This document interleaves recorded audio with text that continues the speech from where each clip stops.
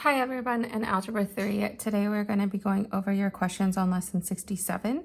So for the first one, we're going to look at number 10. So for number 10, it says write the equation of problem 10 as a sine function. So I already know that this is going to be written as a sine function. So I'm going to show you what number 10 looks like. So for number 10, it actually is already a sine function. So if you notice where the x and the y axis are crossing, the graph is going through it and sloping up from left to right. So therefore it is already a positive sine function. And so we don't need to do anything to that. It's just going to be a positive sine function. Then what we need to do is we need to find out the midpoint between the 10 and the -2. So the midpoint between the 10 and the -2, that's going to be our A. So that's what I'm going to start by doing for this one. I already know it's going to be a positive sine function. So I have y is equal to a plus b sine c of theta. So we're not going to have a phase shift because, again, it's already a sine function. I'm going to start with a. Again, I said that's going to be the midpoint between your top and your bottom line. So that would be 10 plus -2, and I'm going to divide that by 2. That's going to give me 4. Now B is your amplitude, so it's the difference between the top and the middle line. So the top we said was 10, the middle is 4, and difference means you subtract. So 10 minus 4 gives us an amplitude of 6. Now we're going to solve for our coefficient C, and this is actually going to be in radians. So I'm going to say 2 pi divided by the length of the period, and this is how we're going to calculate it. So if you look at 0 in radians, is right there. In order for it to circle up, circle down, and then end up back at the x-axis, we're looking for that distance. That would be the distance of the period. So that distance is going to be 3 pi. So again, I started at 0, and then it circles up, circles down, and then ends at 3 pi. That's the length of the period. So I'm going to do 2 pi divided by the length of the period, which I just said was 3 pi. And the pi's are going to cancel, so it's actually just 2/3. So now my answer is going to be y is equal to a, which is 4, plus b, which is 6, sine c, which is 2/3, and then it's just theta because, again, there's no phase shift.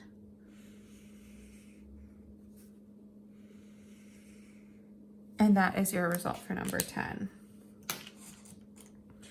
Now moving on, we're going to look at number 11. And number 11 says to write the equation of problem 11 as a cosine function. So we're going to write this as a cosine function. And you can decide if you're going to do this as a positive cosine or a negative cosine. I usually do mine as a positive cosine function just because I like positive better. So for 11, I'm going to do y is equal to a plus b cosine c, and this is going to have a phase shift, so it's going to be theta minus d.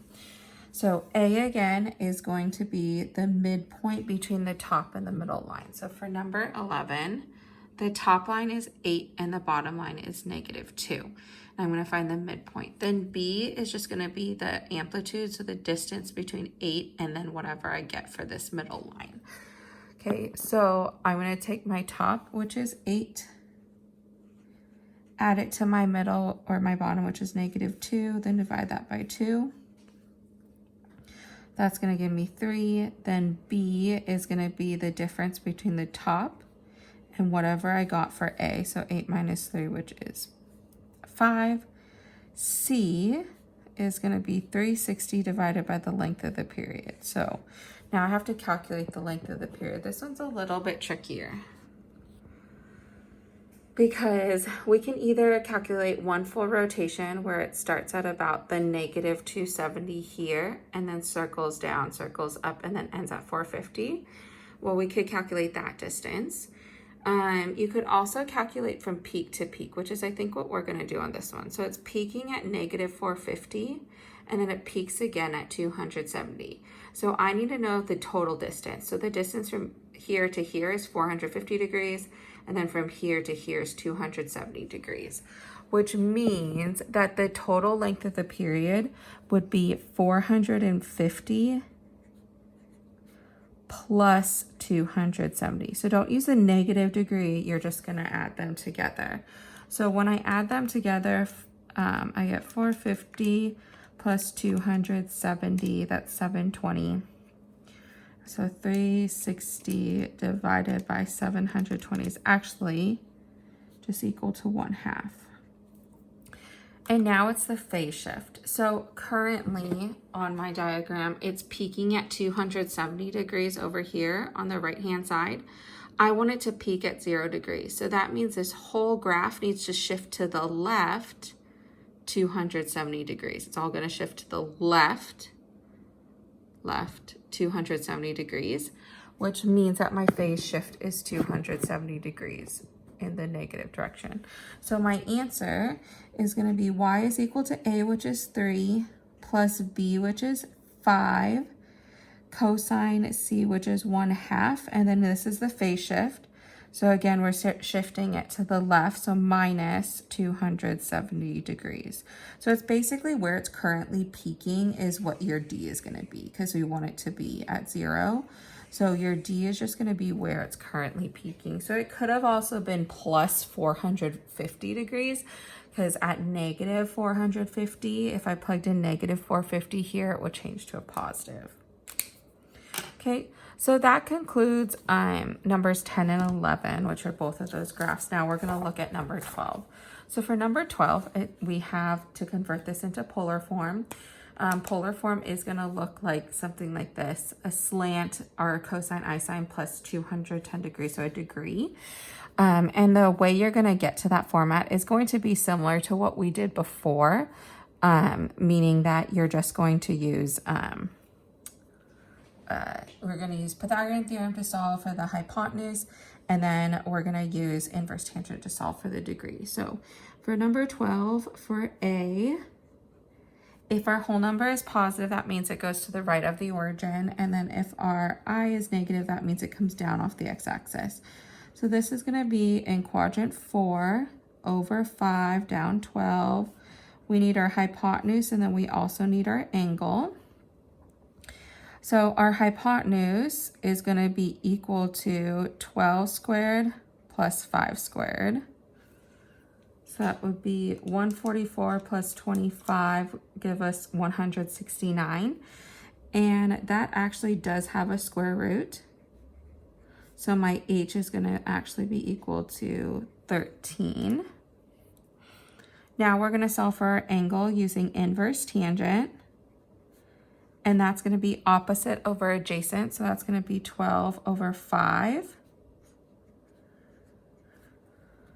So for our angle, you're going to do 12 divided by 5 equals, and then you're going to do second tangent, and that would give you 67.38 degrees. But remember that we want the distance from 0 degrees to this vector right here, so we actually need to subtract that from 360. So our answer is going to be 13, which is our slant, CIS, which is that same thing as that little angle measurement, and then our degree is going to be 292.62 degrees. And that will be your answer. Remember, CIS just stands for cosine plus I sine. Now moving on to part B, so that would be 7 CIS 210 degrees. So again, CIS stands for cosine plus I sine.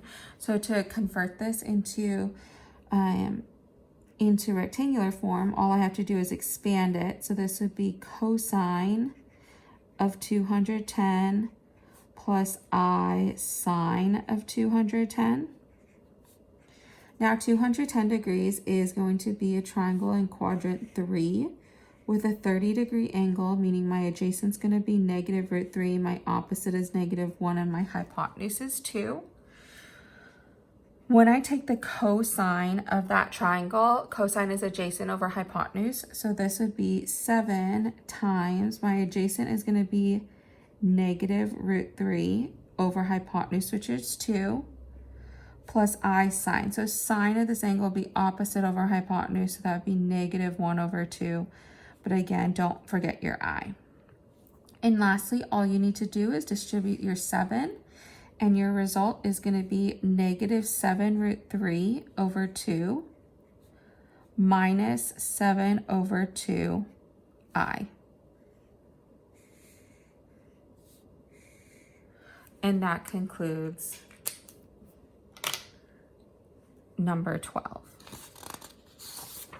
Now we're going to look at number 13. So for number 13, we have multiply these two together. And when we multiply, remember that you multiply the outside number and then you add the degrees together. So I'm going to multiply the outside number. So for number 13, I have 4 times 2, which is 8. And then I have CIS, 20 plus 40 is going to be 60 degrees. Now, just like on the last problem, when you expand, you're going to change this to cosine of 60 plus I sine of 60. Now, 60 degrees is just going to be a triangle, a reference triangle in quadrant 1. This is our 60-degree angle.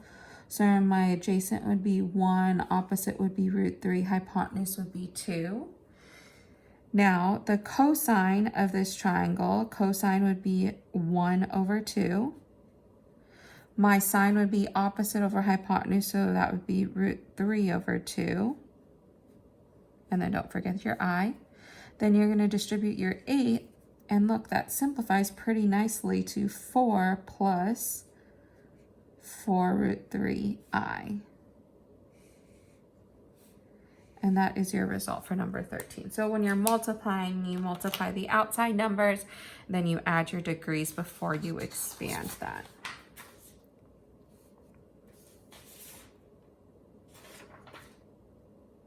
Then moving on to number, okay, this got a little mixed up. So we're going to do number 14 next. Number 14. So the same thing as that last problem, you're going to multiply the outside, add the degrees. So for this one, we're going to have 3 times 2, which is going to give me 6. And then CIS, negative 200 plus 50 would be negative 150. Now when I expand, that would be 6 times cosine of negative 150 plus I sine of negative 150. Negative 150 would actually end up in quadrant 3 with a 30-degree angle, meaning your adjacent will be negative root 3, opposite negative 1, hypotenuse 2. Now the cosine of that triangle is going to be negative root 3 over 2.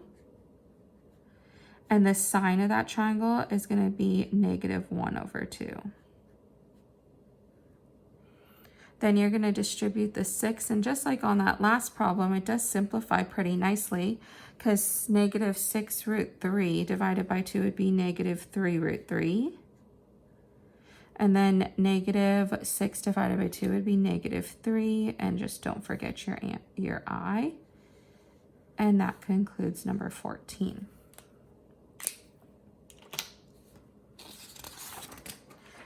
Now moving on to number 15, where we have to complete the square to change to standard form, meaning that you're going to put all your x's together and then all your y's together. So for number 15, I'm going to start with putting my x's together. So x squared minus 4x, leave a space. Then I have y squared plus 6y, leave a space, and move the 3 to the other side. So when you take the, when you are completing the square, we take half the term attached to x, which would be negative 2. When I square it, I'm going to add 4 back into the left, add 4 into the right. So whatever I do to the left, I have to do to the right, the same thing to left and right. Now for the second part, half of 6 would be 3, so that would be y plus 3. When I square that, I get 9, so if I add 9 to the left, I have to add 9 to the right. So on the right-hand side, I end up with 9 plus 4 plus 3, which would be 16. The coordinate for the center of the circle is the opposite of these two coordinates given. So if it's negative 2, the coordinate would be positive 2. If the coordinate is positive 3, the coordinate is going to be negative 3. And then your radius is always just the square root of the right-hand side, which would be 4. So now my diagram is going to be over 2 down 3. So 1, 2, 4, 5, 6.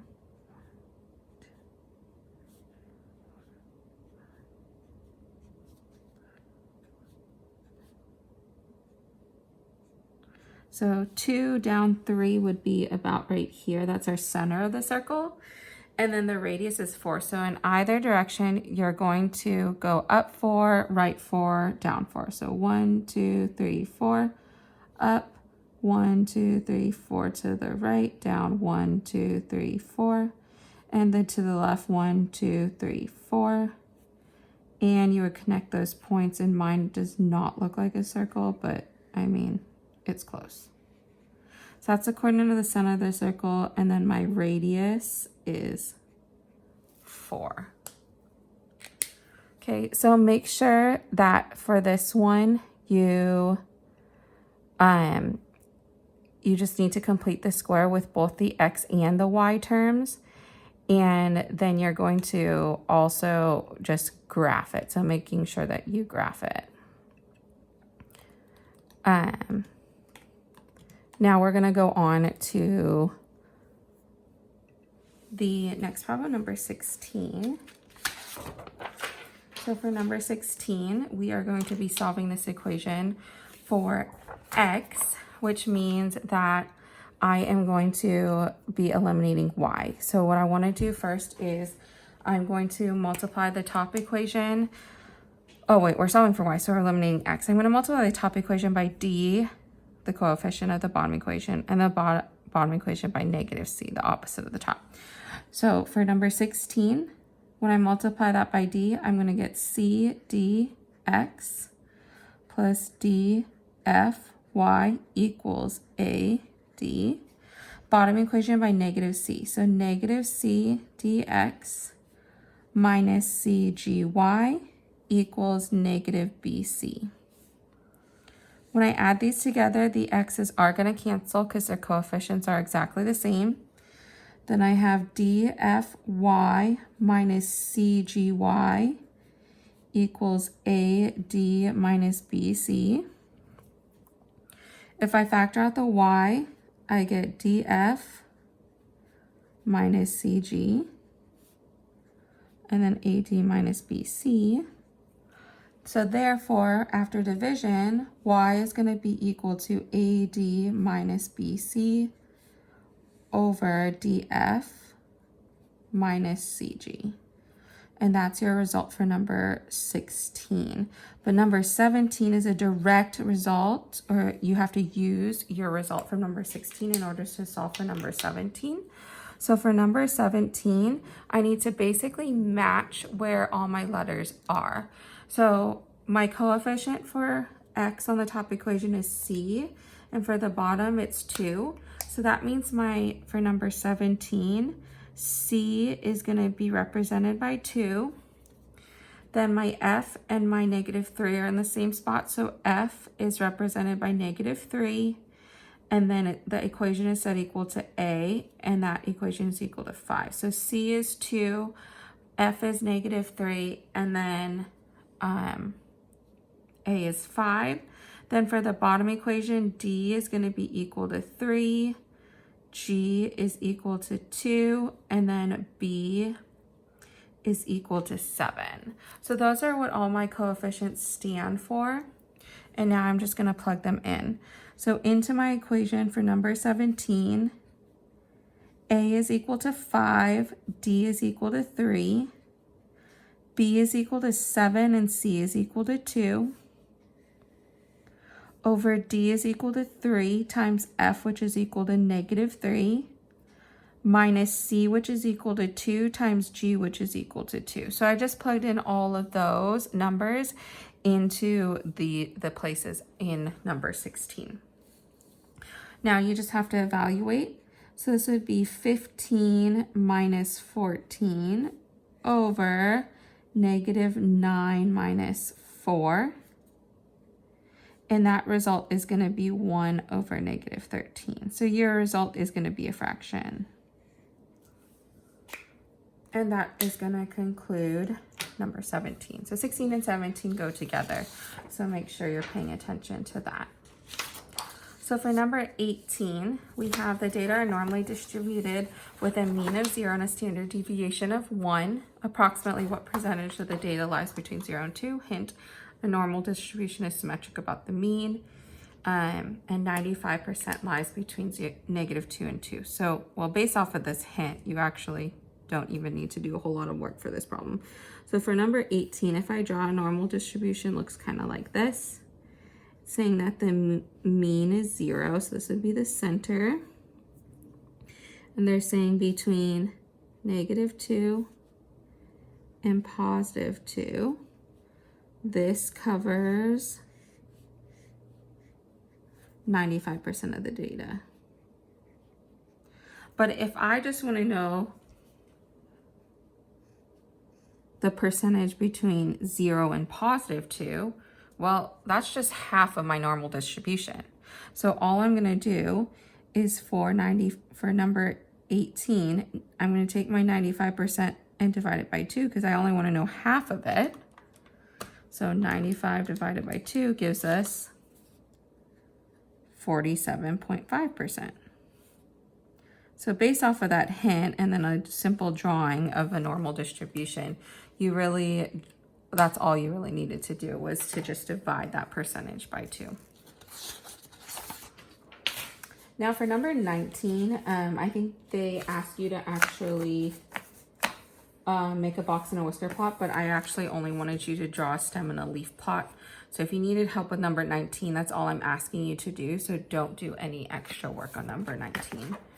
Now, number 20, we've already factored out our equation and we need to solve this, and this should be between 0 and 2 pi. So make sure you're paying attention to that. It's between 0 and 2 pi, not 360. Sorry. Now what I'm going to do is I'm going to set each of these equal to 0. So I'm going to set tangent x plus 1 equal to 0, and then cosine x minus 1/2 equals 0. And we're solving this in forms of radians. So I'm going to start by moving the 1 to the other side. So I get tangent x is equal to negative 1. And then I get cosine x is equal to positive 1/2. Now I can always put my numerator over 1. And I'm looking for where tangent is equal to a negative ratio.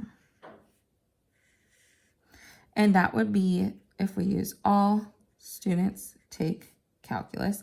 I know that it's positive in 1 and 3, which means that's going to be negative in 2 and 4. And now we're going to go opposite over adjacent, opposite over adjacent. Well, I know what kind of triangle that is. It's a 45-degree triangle in quadrant 2 and in quadrant 4. But I need to put this into radians. So what I'm going to do is I'm going to draw my snowflake chart for 45 degrees. That means I have an arrow here, here, here, and here, because that means 4 45-degree angles can fit between 0 and 180. And I'm going to count. So I'm looking for this line right here. So I'm going to count from 0. This would be 1, 2, 3, which means that my first answer is going to be 3 pi over 4. There's a total of 4 lines in between 0 and 180. So 1, 2, 3, 4. I'm only getting to number 3, so it's 3 pi over 4. Now for my second one, I'm going to count. So 0, 1, 2, 3. So it'll be 4. This is 5. This is 6. And this would be 7. So that would be 7 pi over 4. And those are going to be your first 2 answers. Now looking at the second one, I'm looking for where cosine is going to be positive. I have all students take calculus. Everything is positive in quadrant 1 and cosine is positive in quadrant 4. And this is adjacent over hypotenuse. So adjacent is 1, hypotenuse is 2. which means that my opposite is going to be the negative root 3. And that means that these are 60-degree angles. My 60-degree angle snowflake chart looks like this. 1, 2, 3. There's only 3 between 0 and 180. So starting in quadrant 1, I would count, and this would just be 1. And then again, that's 1 pi over 3. Now for the last one, I would count 1, 2, 3, 4, and 5. So that would be 5 pi over 3.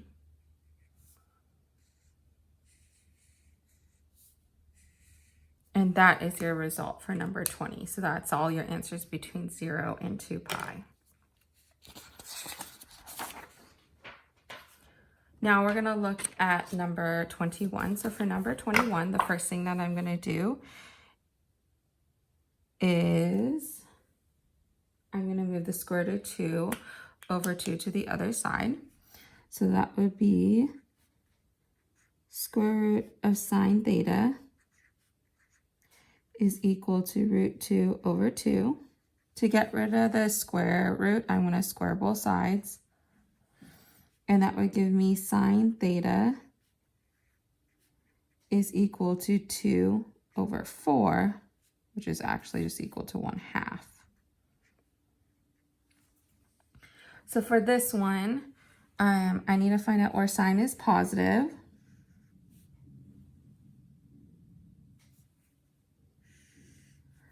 So this would be all students take calculus. Well, everything's positive in quadrant 1. And then in quadrant 2, sine is also positive. This is opposite over hypotenuse. So my opposite would be 1. My hypotenuse is 2. So 1 and 2, meaning that my adjacent is going to be root 3 and negative root 3. So my answer, quadrant 1 is going to be 30 degrees. But in quadrant 2, it's going to be 180 minus 30 degrees, which is 150.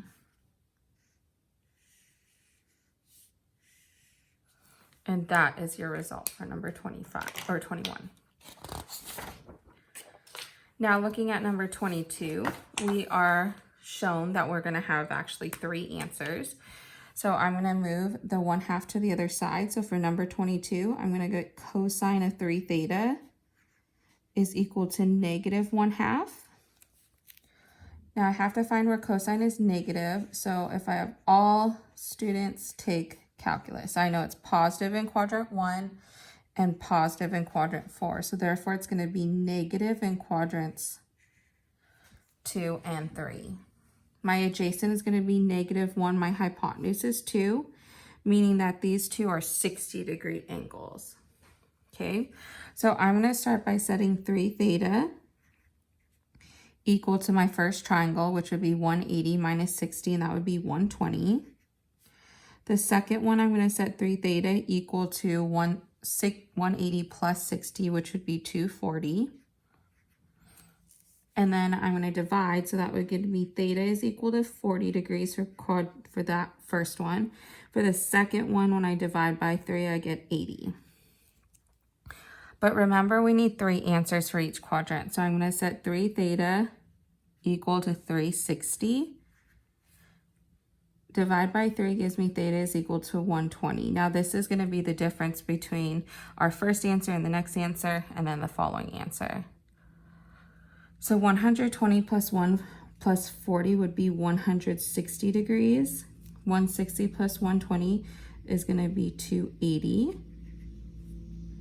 And that concludes your first 3 answers. Now 120 plus 80 would be 200. 200 plus 120 is going to be 320. And those are all of your answers for number 22.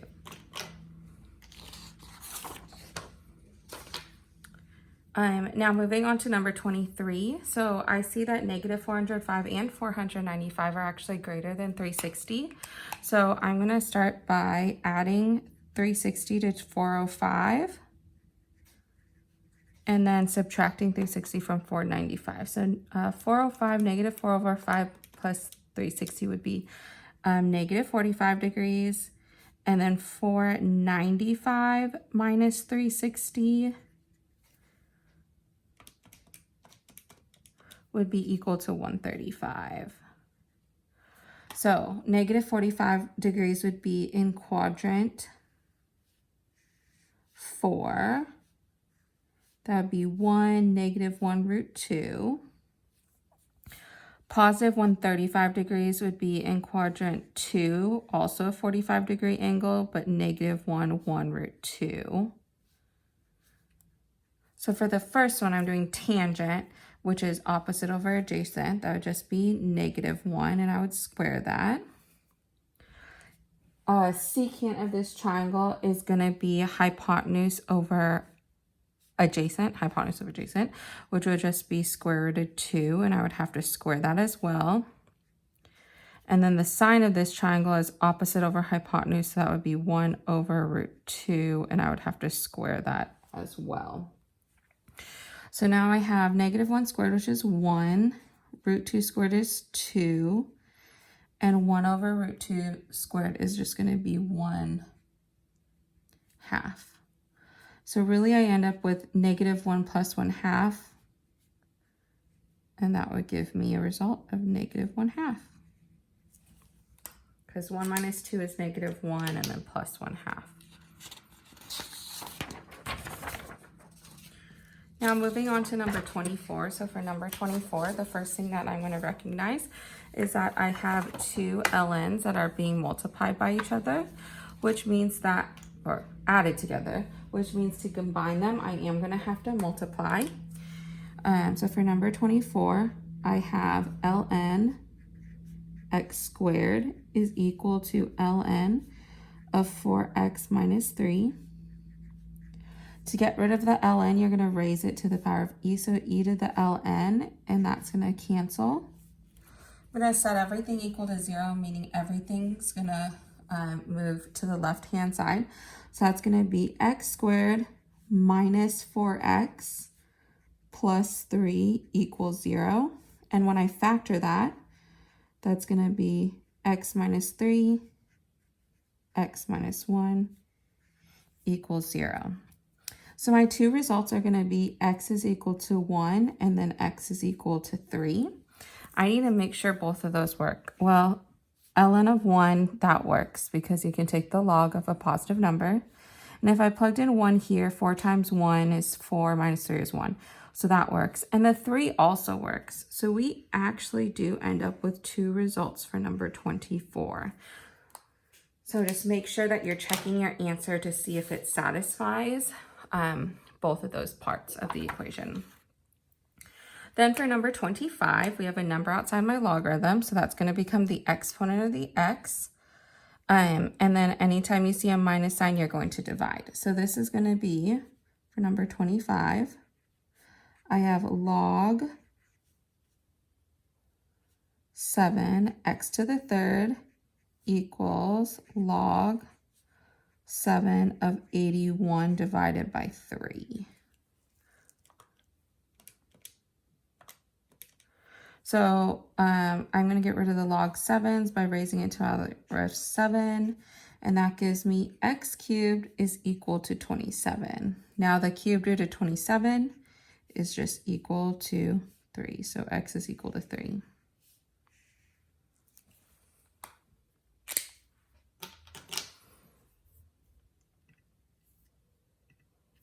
Okay, so we're going to move on now to number 26. So for number 26, what we're going to be doing is kind of similar to the last problem. In that the same laws of logarithms are going to apply to the exponents as well. So if I see a minus sign between my logarithms, that does mean that you're going to divide, so up in the exponent. And if you see a plus sign, that does mean multiply. And then if there's a number outside of the logarithm, is going to become the exponent. So you just raise it to another power. So this is going to become, for number 26, I have 2 to the power of log 2 of 3 divided by 2, and then plus 5 to the power of log 5 of 4 times 6, then minus log 10 to the 5th to the power of 4. Now, if there's no base for the logarithm, you assume the base is 10. So I'm just going to plug that in. Now, if my base and my log base and the exponent are the same, those actually cancel, as well as if my log's base and the base of the number next to it are the same. So I have 3 over 2 plus 4 times 6, which is 24, plus, minus 5 times 4, which is 20. So really, I have 4 plus 3 over 2. Common denominator of 2, so that would be 8 plus 3, which is 11 over 2. So just remember that when there's an exponent, the laws of logarithms still apply to those exponents. Now looking at number 27, it says sketch the equations x minus 3 squared plus 2, and then y is equal to x squared.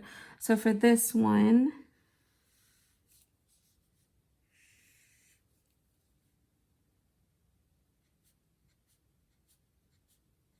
I'm going to graph.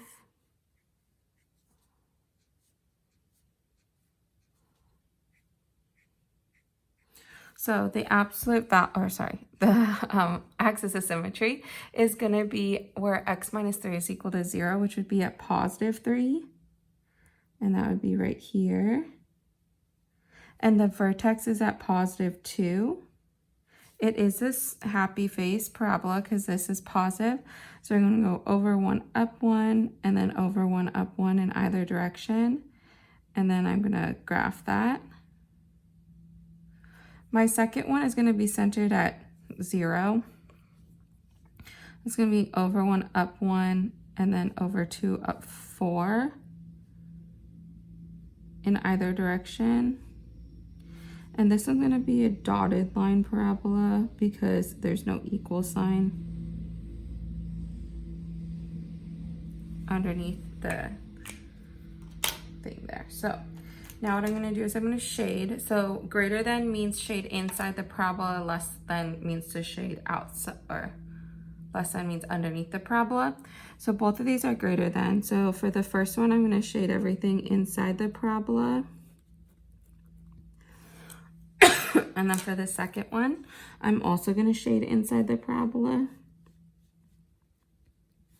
So really, your result is really hard to see, but it's this overlap right here. It's where your two parabolas are overlapping. So mine's kind of hard to see because I didn't diagram it very well, but it's just this section right here that is inside both of the parabolas. Now for number 28, we're trying to find the area of a triangle. So our triangle looks like this, where I have my angle is 135, my base is 28, and this slant right here is 40. So if I created a right triangle on the outside to solve for the height, this angle right here would be 45 degrees. This would be the height. So for this one, to find the height, we're going to use sine. So it's going to be sine of 45 equals the opposite, which is the height, over the hypotenuse, which is 40. So my height is going to be equal to, and this is the one you want to keep in your calculator, so it'd be 40 times 45 sine equals, and you get about 28.28, but leave that in your calculator. Then to find the area of a triangle, it's 1/2 base times height. So your base is 28 and your height is 28.28. So all I'm going to do is multiply my given height in the calculator by, when I divide 28 by 2, that's 14. So I'm just going to multiply that by 14. And that will give you the most accurate answer, and that answer would be 395.98 centimeters squared. Okay, so solving for the height of the triangle using sine. Now for number 29, we're asked to factor this over the set of complex numbers, which means that what I need to do is I need to find the two roots of this equation. And to do that, your ending answer needs to be of this form, x minus root times x minus root. So if you were to multiply this back out, it would be equal to that original problem. And so for this one, what I'm going to do is I'm going to start by doing the quadratic formula. So x is going to be equal to -4 plus or minus the square root of -4 squared minus 4 times 1 times 6 all over 2 times 1. Two negatives are going to make a positive 4 over 2.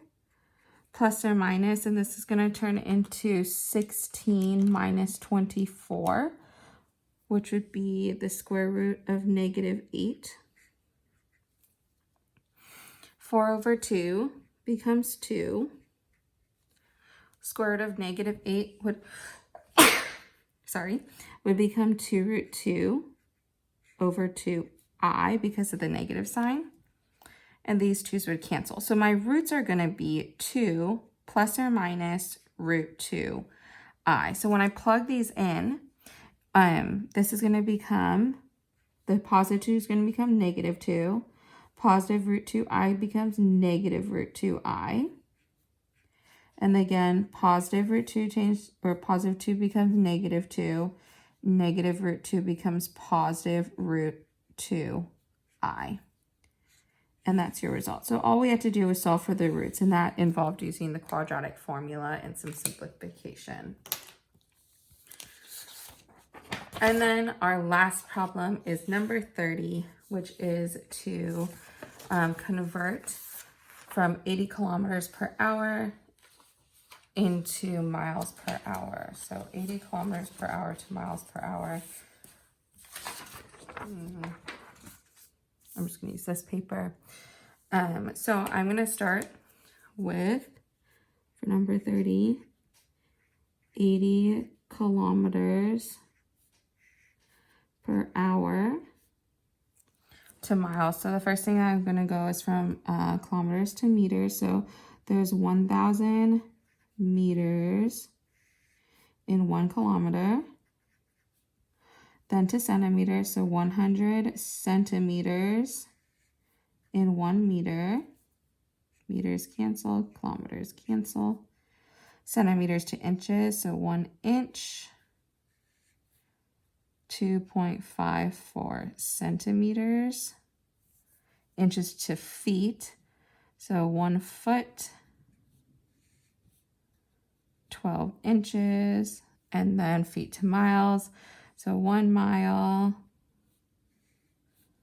5,280 feet. And it's already an hour, so my feet cancel, my inches cancel, my centimeters cancel. I am left with 80 times 1,000 times 100 divided by 2.54 times 12 times 5,280, and that's going to be miles per hour. Okay, and that should conclude all of your questions on lesson 57. I meant 67. And I hope you guys all have a great day, and don't forget to turn in your lesson, and don't forget you have a test tomorrow. Bye.